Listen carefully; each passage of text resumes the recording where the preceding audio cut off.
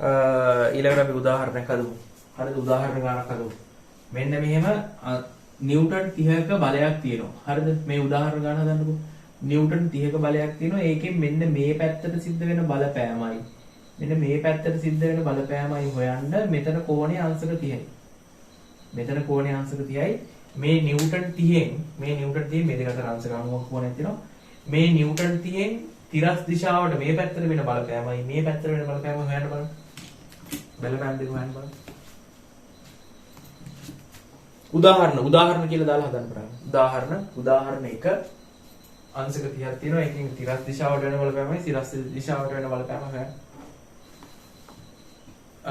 Video එක බලන කට්ටියට මේ කියන්නේ වීඩියෝ එකෙන් බලලා තේරුම් ගන්න කට්ටියට මම මේ කියන්නේ වීඩියෝ එකෙන් බලලා තේරුම් ගන්න කට්ටිය මේ පුළුවන් නම් මට මුල් කාලේ මුල් වීඩියෝ වල ඒක කියන්න දරුණා පුළුවන් නම් මේක ෆෝන් එකෙන් බලනවට වඩා හොඳයි ලැප්ටොප් එකකින් වගේ ඩෙස්ක්ටොප් එකකින් වගේ බලනවා නම් මොකද ස්ක්‍රීන් එකේ ලොකුවට පේනකොට ඔළුවට යන ප්‍රමාණය වැඩි ඔළුවට යනවා වැඩි මොකද ක්ලාස් එක ස්ක්‍රීන් එක ටිකක් ලොකුවට පේනකොට නිකන් ක්ලාස් එකක ඉන්නවා වගේම ෆීලින් එකක් නෙන්නේ අර ෆෝන් එකේ චූටියට පේනකොට නිකන් අර අවධානය යනවා අඩුයි අවධානය ફોකස් වෙනවා අඩුයි ඒක නිසා පුළුවන් නම් ලැප්ටොප් එකකින් හරි ඩෙස්ක්ටොප් එකකින් හරි ලොකු තිරයකින් මේක බලන්න මේ එතකොට පොඩ්ඩක් ඇඟට වදිනවා වැඩි හේතුව අර බෝඩ් එකේ ලියන ඒවා හැම හොඳ පැහැදිලිව පේනවා මම පුළුවන් තරම් වීඩියෝ වල ක්වොලිටියත් මම හිතන්නේ 180 full HD දාලා තියෙන්නේ full HD දාලා තියෙන අර බෝඩ් එකේ ලියන ඒවා හොඳ පැහැදිලිව පේන ඕන නිසා මේ ඒක නිසා පොඩ්ඩක් ඩෙස්ක්ටොප් එකකින් වගේ බලනවා නම් හොඳයි ඩෙස්ක්ටොප් එකකින් හරි ලැප්ටොප් එකකින් හරි ටිකක් හොඳ ලොකු තිරයකින් බලනවා හොඳයි ෆෝන් එකකින් බලනකොට අර ඔළුවට යනවා අඩුයි පොඩ්ඩක් අර තිරේ පුංචිනේ ඒකට වටපිටාවට ඇස් දෙනවා ඒකට හිත විසිරෙන ගතිය වැඩි ඒක නිසා පොඩ්ඩක් පුළුවන් නම් ඩෙස්ක්ටොප් එකකින් හරි ලැප්ටොප් එකකින් හරි බලන්න හරි ගාන try කරන්න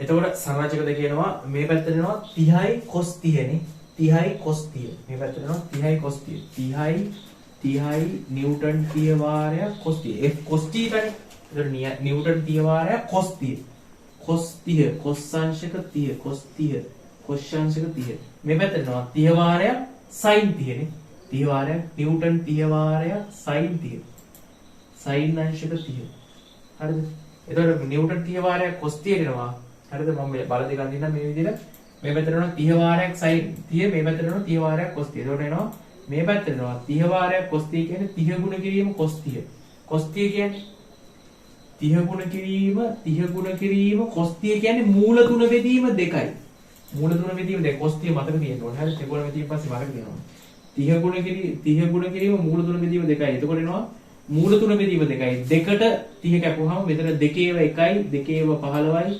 15යි මූල 3ක් වෙනවා. තිරස් දිශාවට 15යි තිරස් දිශාවට බලය එනවා 15යි මූල 3ක්. තිරස් දිශාවට බලය එනවා 15යි මූල 3ක්. 15යි මූල 3ක්. 15යි මූල 3යි. සිරස් දිශාවට එනවා බලය. සිරස් දිශාවට බලපෑම වෙනවා 30යි sin 30. 30 වාරයක් sin 30. sin 30 කියන්නේ කීයද? 30 වාරයක් sin 30. sin 30 කියන්නේ කීයද? භාගයයිනේ. 30 වාරයක් භාගය අතන කියනවා 30 වාරයක් භාගය 30 වාරයක් භාගය කියන්නේ මූල 30 වාරයක් භාගය කියන්නේ 15යි නිව්ටන් 15 සිරස් දිශාවට එනවා නිව්ටන් 15 හරි සිරස් දිශාවට එනවා නිව්ටන් 15 තිරස් දිශාවට එනවා 15යි මූල 3 හරි සිරස් දිශාවට එනවා නිව්ටන් 15 සිරස් දිශාවට එනවා 15යි මූල 3 අවුලක් නැහැ නේ මෙතන පැටලෙනවද මම මේ අඳපු එක පැහැදිලි නැද්ද එතන ආයෙ අඳින්නම්කෝ සිරස් දිශාවට එනවා 30යි sin 30ක් ඒ කියන්නේ 30 ගුණ කිරීම sin 30 කියන්නේ භාගය. ඒතකොට එනවා 30 ගුණ කිරීම භාගය කියන්නේ 15යි මූල 3. 15යි නිව්ටන්. 30 ගුණ කිරීම භාගය කියන්නේ 15යි නිව්ටන් වෙනවා සිරස් දිශාවට. සිරස් දිශාවට බලපෑම 15යි තිරස් දිශාවට බලපෑම 15යි මූල 3. හරිනේ? right. ඊළඟට මෙන්න මේක හදමුකෝ. ඒතර කෝණයේ තියෙන පැත්තට බලපෑම cos θ කෝණයේ නැති පැත්තට බලපෑම sin θ. හරිනේ? right ඊළඟ ගානකට මෙන්න ඔන්න මේ ගානියන දෙවෙනි උදාහරණය මෙහෙම දාගන්න දෙවෙනි උදාහරණය මෙහෙම දාගන්න පල්ලෙහාට තියෙනවා 10 නිව්ටන් 10 නෙමෙයි. පල්ලෙහාට තියෙනවා 10 නිව්ටන් පල්ලෙහාට තියෙනවා. පල්ලෙහාට 10 නිව්ටන් තියෙනවා. මේ පැත්තට තියෙනවා කොච්චර බලපෑමක් තියෙනවද කියලා නම් දන්නේ නැහැ. මේ පැත්තට බලපෑම හොයන්න තියෙන්නේ. මේ පැත්තට කෝණේ තියෙනවා අංශක 30ක්. මේ පැත්තට කෝණේ තියෙනවා අංශක 30ක්. එතන ඉඳලා අංශක 90ක් ආනතව මේ පැත්තට තියෙනවා බලයක්. හරිද? මෙන්න මේ නිව්ටන් 10 මේ පැත්තට වෙන බලපෑමයි ඊට අංශක 90ක් ආනතව මේ පැත්තට වෙන බලපෑම දෙක වෙන. මේ නිව්ටන් 10 මෙහෙට වෙන බලපෑමයි මේ පැත්තට වෙන බලපෑමයි. හරි හදන්න බලන්න. ගාන හදන ගමන් නිකන් අහගන්න. ගාන හදන ගමන් නිකන් අහගන්න. හරියටම කියන්නම් ගාන හදන ගමන් අහගන්න.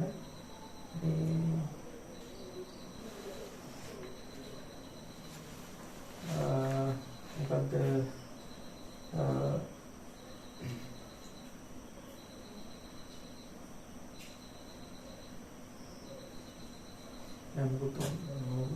මේ ගාන හදන ගමන් මේ මොකද දාගන්නේ මේ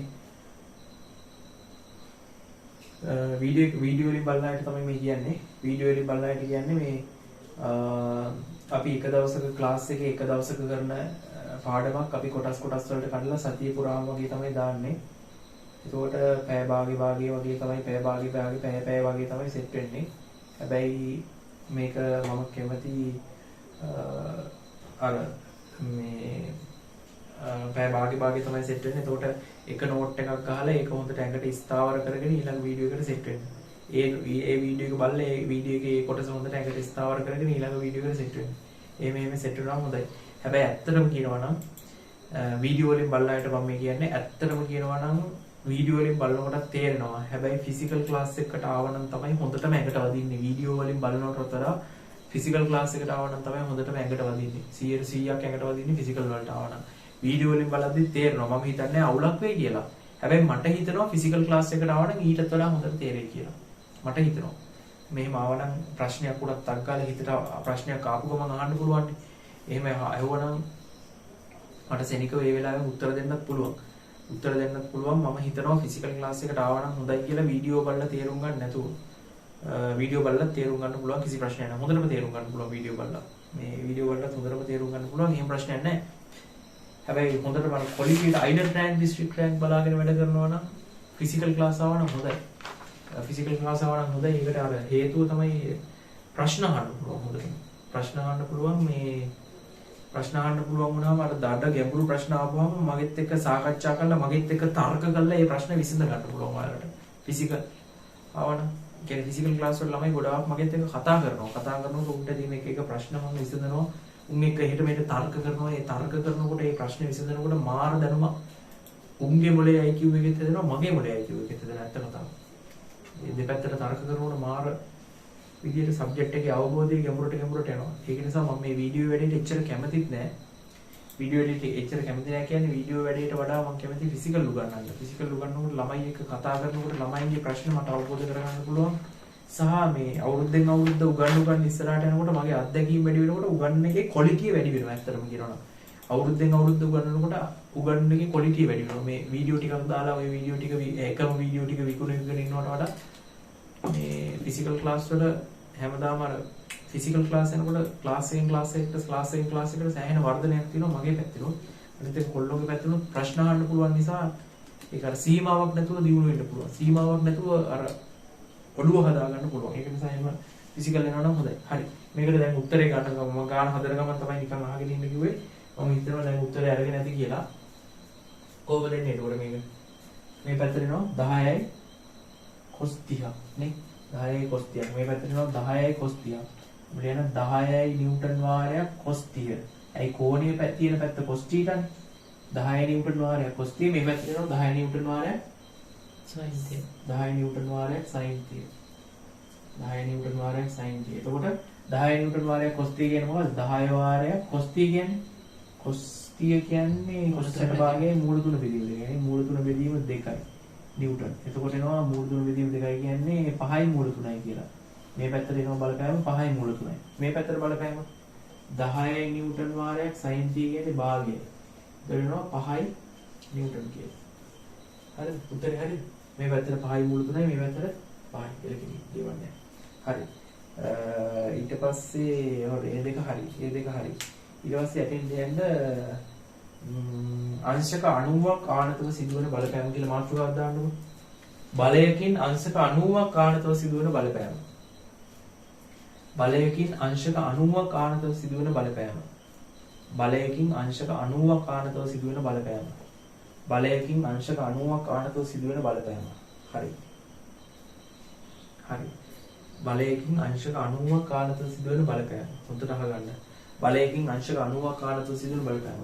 මෙන්න මේ බලයෙන් හොඳට අහගන්න මේ බලයෙන් අංශක 30ක් ආනතව වෙන බලපෑම තමයි 5යි මූල 3. මේ නිව්ටන් 10න් අංශක 30ක් ආනතව සිදුවෙන බලපෑම තමයි 5යි මූල 3. ඒක දන්නවනේ. මේ නිව්ටන් තිය බලයෙන් ඊට අංශක 90ක් ආනතව. ඒ කියන්නේ අංශක 30ක් ආනතව වෙන බලපෑමට අංශක 90ක් ආනතව වෙන බලපෑම තමයි නිව්ටන් 5. තේරෙනවද?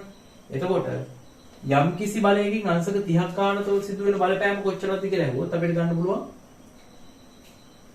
බලයේ වාරයක් sin 30. තේරුණා? මේ බලයෙන් cos. ඔව් බලයේ වාරයක් cos 30 cos 30. හරිද? මේ බලයෙන් අංශක 90ක් ආනතව සිදුවෙන බලපෑම අංශක 30ක් ආනතව සිදුවෙන බලපෑම මෙහෙම හොයන්න පුළුවන්. තේරුණාද? දැන් මේ බලයේ ඉඳන් අංශක 60ක් ආනතව සිදුවෙන බලපෑම හොයන්න කියලා කිව්වොත් 10 වාරයක් cos 60 දාලා හොයන්න පුළුවන්. තේරුණාද? එතකොට යම් කිසි බලයකින් ඊට යම් කිසි කෝණයක් ආනතව සිදුවෙන බලපෑම හොයන්න කිව්වොත් ඒ බලයේ වාරය cos කෝණයෙන් හොයන්න පුළුවන් ඒ ආනතව සිදුවෙන බලපෑම. හරිද? දැන් අපි මාතෘකාව දැම්මේ මොකද්ද? යම් කිසි බලයකින් අංශක 90ක් ආනතව සිදුවෙන බලපෑම. යම් කිසි බලයක ඉඳලා එයාට අංශක 90ක් ආනතව සිදුවෙන බලපෑම කොච්චරද කියලා තමයි හොයන්න යන්නේ. හරිද? රයිට්. මෙන්න මෙහෙමයි හදන්නේ. මොකද අහලා ගන්න මේක තියරියක්. හොඳයි. මේක තියරියක්. දැන් මේ බලයෙන් අංශක 30ක් ආනතව බලපෑමක් සිද්ධ වෙනවද? මරු ප්‍රශ්නයක් ඒක. මේ බලයෙන් අංශක 30ක් ආනතව බලපෑමක් සිද්ධ වෙනවද? මේ බලයෙන් මේ නිව්ටන් 10 එක බලයෙන් අංශක 30ක් ආනතව බලපෑමක් සිද්ධ වෙනවද? ඔව්ද නැද්ද? නිව්ටන් 10 බලයෙන් අංශක 30ක් ආනතව බලපෑමක් සිද්ධ වෙනවද? ඔව්. ඇයි ඕකේ? මේකෙන් අංශක 30ක් ආනතව බලපෑමක් සිද්ධ වෙනවද? ඔව්නේ හත්තිලා ඔය මේ තියෙන්නේ 5යි මූල 3ක බලපෑමක් වෙනවා කියන්නේ මේ ඇවිල්ලා තියෙන්නේ. තේරෙනවද? මේ නිව්ටන් 10න් අංශක 30ක් ආනතව බලපෑමක් සිද්ධ වෙනවද? ඔව්. කොච්චර බලපෑමක් සිද්ධ වෙන්නේ? 5යි මූල 3ක බලපෑමක්. තේරෙනවනේ? මේ නිව්ටන් 30න් අංශක 30ක් ආනතව බලපෑමක් සිද්ධ වෙනවද? මේ නිව්ටන් 30 සිට අංශක 30ක් ආනතව බලපෑමක් සිද්ධ වෙනවද? ඔව්. කොච්චර බලපෑමක්ද සිද්ධ වෙන්නේ? 15යි මූල 3ක බලපෑමක් සිද්ධ වෙනවා. තේරෙනවනේ? එතකොට මොකද්ද මේ හොයන්නේ? යම් කිසි බලයකින් ඊට යම් කිසි කෝණයක් ආනතව සිද්ධ වෙන බලපෑම කොච්චරද කියලා. හරිද? යම් කිසි බලයක් හේතුවෙන් ඊට යම් කිසි කෝණයක් ආනතව සිද්ධ වෙන බලපෑම කොච්චරද කියලා තමයි මේ හොයන්නේ. යම් කිසි බලයක් හේතුවෙන් ඊට යම් කිසි කෝණයක් ආනතව සිද්ධ වෙන බලපෑම කොච්චරද කියලා තමයි මේ හොයන්නේ. හරිද? එතකොට යම් කිසි බලයක් හේතුවෙන් ඊට යම් කිසි කෝණයක් ආනතව සිද්ධ වෙන බලපෑම කොච්චරක්ද කියලා තමයි මේකෙදි මේ හොයන්නේ. බල විභේදනයේදී හොයන්නේ. හරි. දැන් අපේ පාඩමේ මාතෘකාව මොකද? අපි දැම්ම මාතෘකාව අංශක 90ක් ආනතව සිද්ධ වෙන බලපෑම. යම් කිසි බලයකින් අංශක 90ක් ආනතව සිද්ධ වෙන බලපෑම කොච්චරක්ද කියලා තමයි මෙතනදී කතා කරන්නේ. හරි. ඒක කතා කරමු. හරි. හොඳට අහගන්න. මෙන්න මේකයි කේස් එක. මෙන්න මේකයි කේස් එක. දැන් F බලයක් තියෙනවා කියන හිතන්නකො. හොඳට අහගන්න මේ බල විභේදනයක කොටස් දෙකක් නෙවෙයි මම අදින්නේ. හොඳට අහගන්න බලයක් විභේදනය කරලා ඒකේ කොටස් දෙකක් නෙවෙයි මම මේ අදින්නේ. ඒක කොටස් දෙකක් නෙවෙයි අදින්න. හොඳට අහගන්න. මෙන්න මෙහෙම F බලයක් තියෙනවා. මෙන්න මෙහෙම F බලයක් තියෙනවා. F බලයක් තියෙනවා. F බලයේ ඉඳලා අංශක 90ක් ආනතව සංරචකයක් හැදුවා. හරිද? හොඳට අහගන්න. මම ඒක හොඳට විස්තර කරනවා. පොඩ්ඩක් අහගන්න. මේ F බලයේ ඉඳලා F බලයෙන් අංශක 90ක් ආනතව සිද්ධ වෙන බලපෑම කොච්චරද කියලා අහුවොත් කොහොමද හොයන්නේ? දැන් මේ නිව්ටන් 30 ඉඳලා අංශක 30ක් ආනතව සිද්ධ වෙන බලපෑම කොහොමද හොයන්නේ? 30 වාරයක් cos 30 නේ. නිව්ටන් 30 වාරයක් cos 30. නිව්ටන් 30 ඉඳලා අංශක 30ක් ආනතව සිද්ධ වෙන බලපෑම මට ගන්න පුළුවන් 30 වාරයක් cos 30 කියලා. හරි මෙන්න මේ F බලයේ ඉඳලා F කියන බලයේ ඉඳලා අංශක 90ක් ආනතොල F කියන බලයේ ඉඳලා අංශක 90ක් ආනතොල සිද්ධ වෙන බලපෑම කොහොමද ගන්නෙ?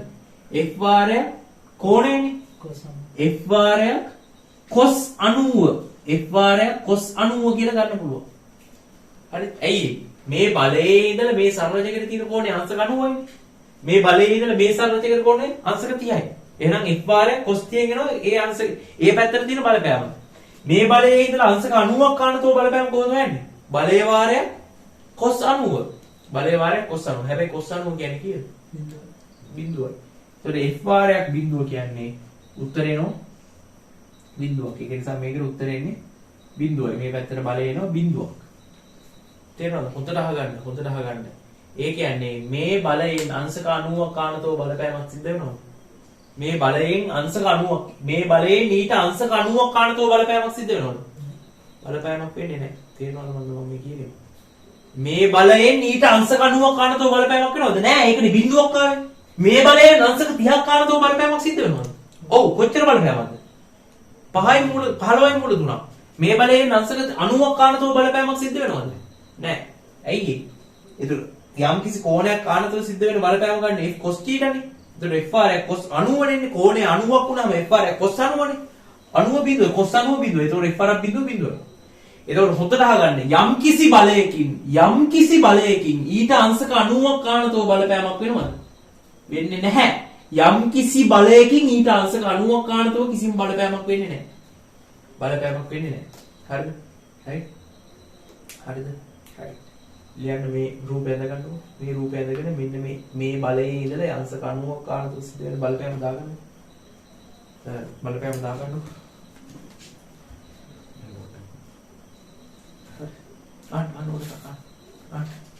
නැසු මේ පොඩ්ඩක් එලිසි ෆීලින් කිව්වේ ගායි පොඩ්ඩක් කරන්නේ සරලව කියන්න පුළුවන් මේ හරියට ඒක නේ හරි මෙන්න මේවයි සීන් එක හරිද හොඳට අහගන්නකො සරල සිංහලෙන් කියන්නකො සරල සිංහලෙන් කියනවා නම් සරල සිංහලෙන් කියන්න හරි සරල සිංහලෙන් කියන්න මේ F බලයෙන් අංශක 90ක් කාණ්ඩව කඩන සම්බන්ධකයේ බිඳුව. ඒක තේරුණා? ඒක තමයි සරල. සයින් කතාවක් නෑ. සයින් කතාවක් තියෙනවා. මොකක්ද සයින් කතාව? හොඳට අහගන්න මම ඒක කියන්නේ කි. හොඳට අහගන්න. මේ F බලයෙන් අංශක 90ක් F බලයෙන් අංශක 30ක් කාණ්ඩව කඩන සම්බන්ධකයේ බලයේ වාරයක් cos 30නේ. සයින් සරලචකේ කොහොමද කරන්නේ? ඒ බලයේ ඉඳලා අංශක 90ක් කාණ්ඩවනේ. ඒ බලයේ ඉඳලා ඒ කියන්නේ මේ බලයෙන් අංශක 30ක් කාණ්ඩව නැත්නම් θ කෝණයක් කාණ්ඩව හැදෙන සම්බන්ධකේ F cos θ නැත්නම් F cos θ ඒ cos θ ඉඳලා අංශක 90ක් කාණ්ඩවනේ sin θ තියෙන්නේ. මේ cos θ ඉඳලා අංශක 90ක් කාණ්ඩව තමයි sin θ තියෙන්නේ.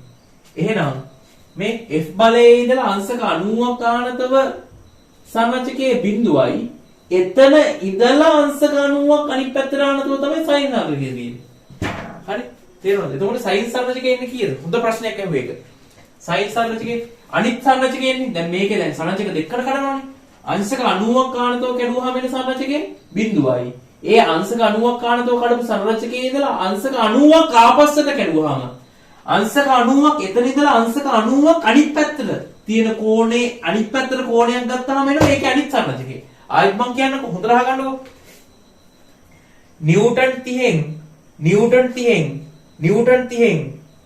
නිව්ටන් 30න් අංශක 30ක් ආනතව එන සරලජකේ 30 වාරයක් cos 30. ඊට ඒ 30 වාරයක් cos 30 කියන සරලජකයේ ඉඳලා අංශක 90ක් ආනතව තමයි 30 වාරයක් sin 30 කියන සරලජකේ එන්නේ. තේරෙනවද?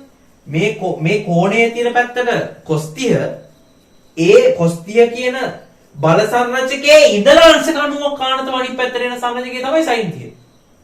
තේරෙනවද? මෙතන ඉඳලා අංශක 90ක් ආනතව වෙන අනිත් පැත්තට එන සරලජකේ තමයි sin 30. එහෙනම් මේ පැත්ත මේක කෝණයනේ. මේ F වල ඉඳලා කෝණයේ තියෙන පැත්තට එන සරලජකේ cos 30 එතන ඉඳලා අංශක 90ක් කාණතු අනිත් පැත්තේ තියෙන සරලජකේ sin 30. එතකොට අංශක 90ක් කාණතු අනිත් පැත්තේ තියෙන සරලජකේ කොහෙද තියෙන්නේ? f උඩ. එතකොට මේ පැත්තේ තියෙන සරලජකේ ඕන මට ගන්න පුළුවන් f වාරයක් sin 30 කියලා. sin 30 කියන්නේ sin 90. f වාරයක් sin 90. sin 90 වගේ කීයද? එකයි. f වාරක් එක f. ඒ කියන්නේ මේ පැත්තේ තියෙන සරලජකේ f. මේ පැත්තේ තියෙන සරලජකේ බිඳුවයි. තේරුණාද? මේ පැත්තට කිසිම බලපෑමක් නැහැ. සියලුම බලපෑම් තියෙන්නේ මේ පැත්තට විතරයි. මුළු F බලපෑමම මේ පැත්තට. අංශක 90ක් කාණතුව කිසිම බලපෑමක් නැහැ. අංශක 90ක් කාණතුව කිසිම බලපෑමක් නැහැ. හරි මම ඔක ඊටත් වඩා ගැඹුරින් විස්තර කරනවා. මම ඔක ඊටත් වඩා මුත්ත ගැඹුරින් විස්තර කරනවා. මුත්ත ගැඹුරින් විස්තර කරනවා. හොඳ ගැඹුරින් විස්තර කරනවා ඉස්සරහට. හොඳ ගැඹුරින් විස්තර කරනවා ඉස්සරහට. හරිද? රයිට් මේක දාගන්නකො. මේක දාගන්නකො දැනට ඔක දාගන්නකො. මම හොඳට විස්තර කරනවා ඔක ගැඹුරින්. ඔක ඇත්ත කතාව මොකක්ද කියන්නේ. 100ට 200ක් ඇත්ත කතාව මම දැන් පැහැදිලි කරනවා තව පොඩ්ඩක්. මේක දාගන්නවා.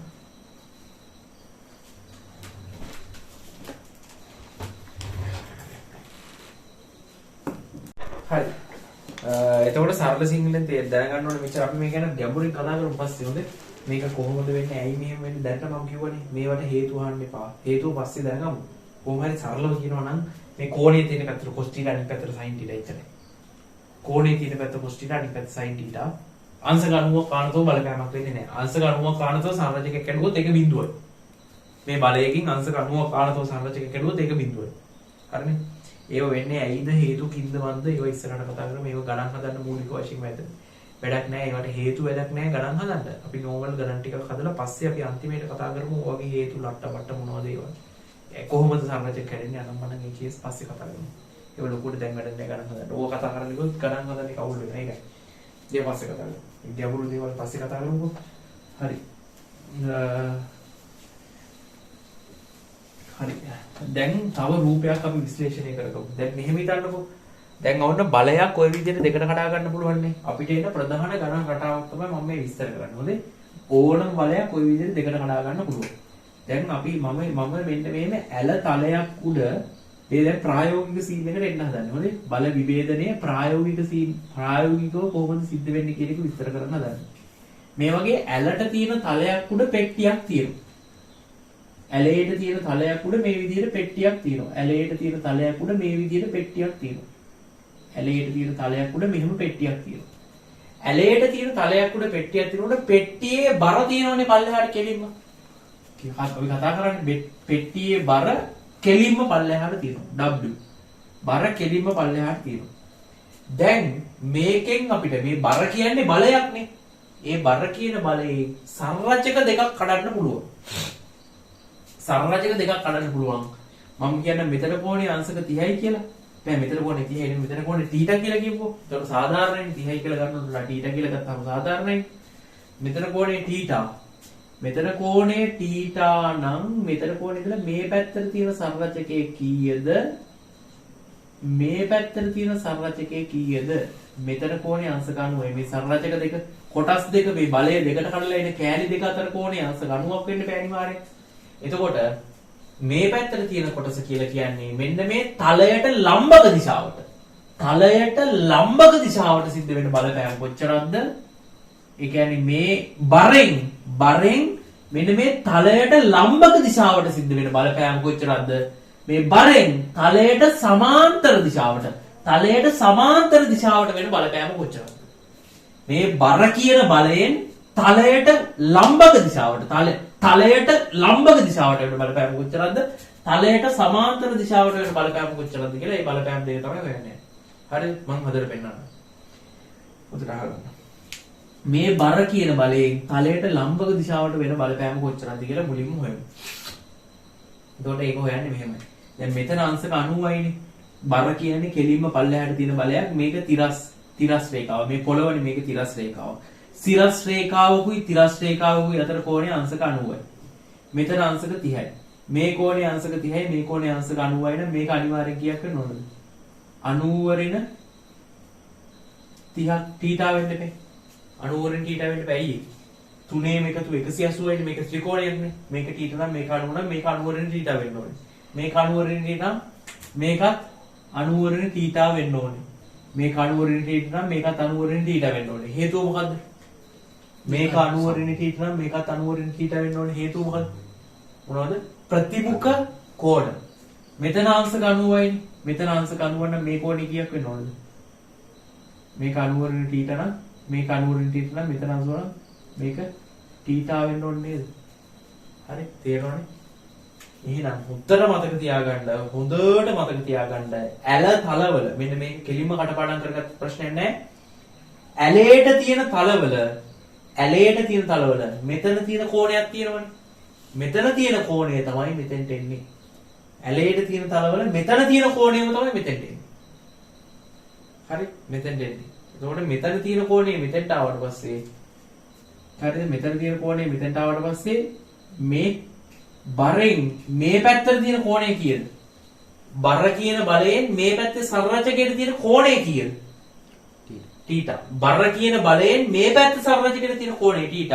එහෙනම් බර කියන බලයෙන් මේ පැත්තේ තියෙන සරලජකය කීයක් වෙන්න ඕනද? WR කෝණයේ තියෙන පැත්තට සරලජකය. කෝණයේ තියෙන පැත්තට සරලජකය WR cos θ. WR කෝණයේ තියෙන පැත්තට සරලජකය cos θ. cos θ. කෝණයේ නැති පැත්තට සරලජකය sin θ. WR කෝණයේ තියෙන පැත්තට සම්බන්ධකේ cos θ. WR cos θ. WR cos θ. WR කෝණයේ තියෙන පැත්තට සම්බන්ධකේ cos θ. WR කෝණයේ නැති පැත්තට සම්බන්ධකේ WR sin θ. WR sin θ. තේරෙනවද? WR කෝණයේ තියෙන පැත්තට සම්බන්ධකේ WR cos θ. WR කෝණයේ නැති පැත්තට සම්බන්ධකේ WR sin θ. W කියන්නේ හරිද? W කියන්නේ බර weight කියන අර්ථයෙන් බර කියන බලය. බර කියන බලය W mg දාන්න mg කියලා දාන්නත් පුළුවන්. බලය ස්කන්ධේ වාරයක් ගුරුත්වත්වයෙන් උනොත් එනවා බර. නැත්නම් W කියලා දාන්නත් පුළුවන්. weight කියන අර්ථයෙන් W කියලා දාන්න. W සමානයි mg කියලා කිව්වනම් හරියද? W සමානයි mg. හරි බර සමානයි mg. හරි. එතකොට මේ W කියන්නේ බර weight කියන අර්ථයෙන් තමයි W කියලා දාන්නේ ගොඩක් වෙලාවට. WR cos θ කියලා එනවා මේ කෝණයේ තියෙන පැත්ත සම්බන්ධයෙන් WR sin θ කියලා එනවා කෝණයේ නැති පැත්ත සම්බන්ධයෙන්. ඔය විදිහට ප්‍රායෝගික රූපවලදී අපිට බර කියන එක මේ වගේ කොටස් දෙකකට විභේදනය කරගන්න පුළුවන්. හරි. දාගන්න. ඊට පස්සේ අපි හොඳ ගණන් ටිකක් හදමු. සුපිරි ගණන් ටිකක්, සුපිරිත් නෑ නෝමල් ගණන් ටිකක්, ඕනම ක්ලාස් එක හදන ගණන් ටිකක් හදමු. ලියලස කියන්නේ බලය කියන අතන sorry. අපි අර අංශක 90ක් කාණතෝ බලය විභේදනය කරා නේද? F බලේ නම් අංශක 90ක් කාණතෝ බලපෑමක් වෙන්නේ නැහැ. සරලචකේ බිඳුවයි කියලා ලිව්වේ. අන්න එතන යටින් ලියන්න. මෙහෙම මේ F කියලා බලයක් ලියලා අංශක 90ක් කාණතෝ බලපෑම බිඳුවක් කියලා ලිව්වේ. අන්න එතන යටින් ලියන්න. මෙහෙම ලියන්න. එම නිසා